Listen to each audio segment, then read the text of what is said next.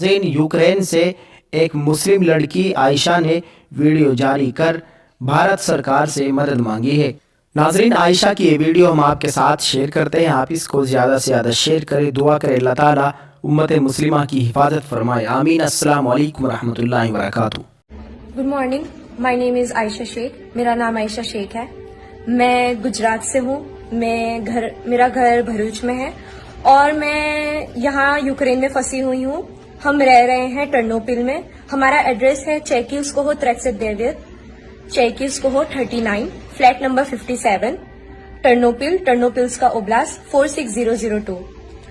हम सारे सिचुएशन से हम स्टूडेंट्स कब से बोल रहे थे हमारी एम्बेसी को, हमारी यूनिवर्सिटी को, हमारी एम्बेसी ऑफ इंडिया को दैट हम यहाँ पे फंसे हुए हैं। बट हमारी यूनिवर्सिटी ने ना कोई डिसीजन लिया, ना एम्बेसी वालों ने यूनिवर्सिटी को प्रेशराइज किया। अभी सिचुएशन ऐसी हो चुकी है कि मार्शल लॉ लगने वाला है। यहाँ पे इमरजेंसी सिचुएशन हो गई है।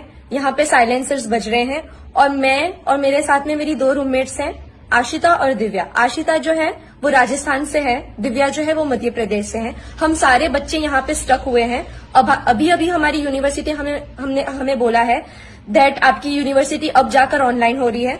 जब सारी सिचुएशन खराब हो चुकी है, प्लीज आप लोग हमें मदद करें।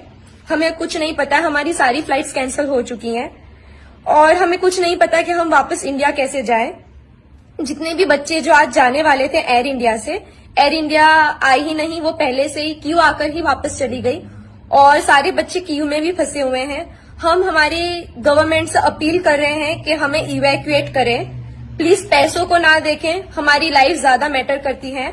हम यूक्रेन से पढ़ाई कर रहे हैं। हमारी गवर्नमेंट को प्लीज हमें बचाने के लिए कुछ ना कुछ जरूर करना चाहिए। प्लीज हमें इवैक्यूएट करें। हम यहाँ पे बहुत फंसे हुए हैं, सिचुएशन बिल्कुल भी सही नहीं है।